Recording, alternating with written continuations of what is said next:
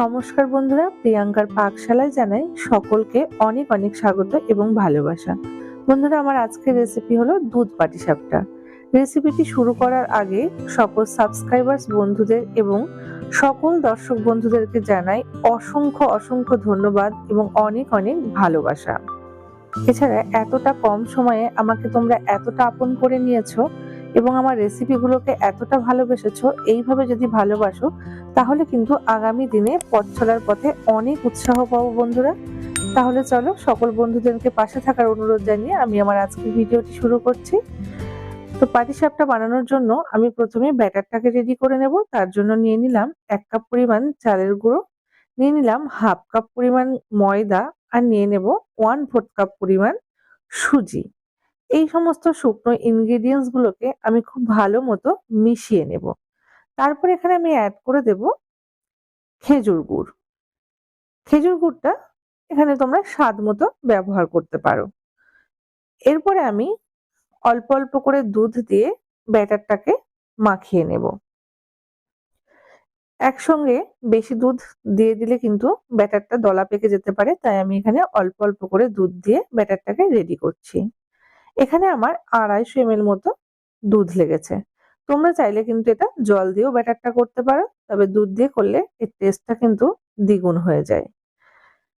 এরপরে ব্যাটারটাকে আমি আধা ঘন্টার জন্য রেস্টে দেব। ততক্ষণে আমি দুধটাকে একটু ফুটিয়ে রাখি, তাহলে কাজটা কিন্তু অনেকটাই এগিয়ে থাকবে। এখানে আমি দিয়ে দিলাম 500 ml মতো দুধ। তারপরে দুধের মধ্যে এখানে দিয়ে দেব একটা তেজপাতা, দিয়ে দেব কয়েকটা ছোট এলাচ। এরপরে এটাকে খুব ভালো মতো ফুটিয়ে নেব। তারপরে দুধটাকে ফুটিয়ে রেখে দিয়ে এবারে কিন্তু পাটিসাপটাটা রেডি করে নেব। তো ব্যাটারটা সম্পূর্ণভাবে রেডি হয়ে গেছে। আর পুরের জন্য নিয়ে নিয়েছি নলেন গুড়ের সন্দেশ। এখানে চাইলে কিন্তু তোমরা ক্ষীরও ব্যবহার করতে পারো। আর নারকেলের পুরটা করতে যেহেতু একটু সময় সাপেক্ষ, তাই রেডিমেড পুর কিনে নেওয়াই কিন্তু ভালো। আর একটু ঘি নিয়ে নিয়েছি। এরপরে ফ্রাইং প্যানটাতে খুব ভালো করে গরম করে একটু ঘি ব্রাশ করে নিয়ে ব্যাটারটা এখানে দিয়ে দেব।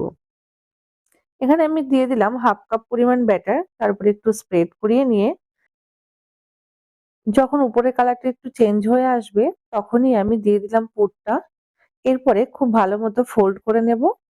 তারপরে দুটো দিক মুড়ে দেব, যাতে পুরটা যখন আমি দুধের মধ্যে দেব তখন বেরিয়ে না আসে। এরপরে বাকি পাটিসাপটাগুলোও কিন্তু আমি একই পদ্ধতিতে ভেজে নিলাম। এরপরে যে দুধটা আমি ফুটিয়ে রেখেছিলাম তার মধ্যে দিয়ে দিলাম খেজুরের পাটালি গুড়, আর একটু অ্যাড করছি আমি এখানে আমুল স্প্রে। আমুল স্প্রেটা দিলে কিন্তু দুধের স্বাদটা খুবই ভালো হয়। তারপরে গ্যাসের ফ্লেমটা একদমই লোতে রেখে আমি এটাকে খুব ভালোভাবে মিলিয়ে নিলাম। সঙ্গে দেখো গুড়টাও কিন্তু দুধের সঙ্গে গলে গেল। এবার ফুটে উঠলে ফুটন্ত দুধের মধ্যে দিয়ে দেব আগে থেকে তৈরি করে রাখা পাটিসাপটা। দেওয়ার পরে 3 থেকে 4 মিনিট খুব ভালো মতো আমি এটাকে ফুটিয়ে নেব। তাহলেই কিন্তু রেডি হয়ে যাবে আমার আজকের এই দুধ পাটিসাপটার রেসিপি। খুব ইজিলি কিন্তু এই দুধ পাটিসাপটা বানিয়ে নেওয়া যায়। পাটিসাপটা খেতে কিন্তু আমরা সকলেই খুব পছন্দ করি। আর যদি এরকম দুধের মধ্যে দিয়ে পাটিসাপটা হয় তাহলে কিন্তু সকলে আরো বেশি পছন্দ করবে। দেখো, রেডি হয়ে গেছে আমার আজকের এই পাটিসাপটা রেসিপি। এই রেসিপিটি তোমাদের কেমন লাগলো অবশ্যই কমেন্ট বক্সের মাধ্যমে জানাতে কিন্তু ভুলো না। ভালো লাগলে একটা লাইক, শেয়ার এবং সাবস্ক্রাইব করে সকলেই পাশে থেকে বন্ধুরা। আবারও দেখা হচ্ছে নতুন কোনো আর একটা পিঠের রেসিপি নিয়ে। আমি আজকের মতো বিদায় নিচ্ছি।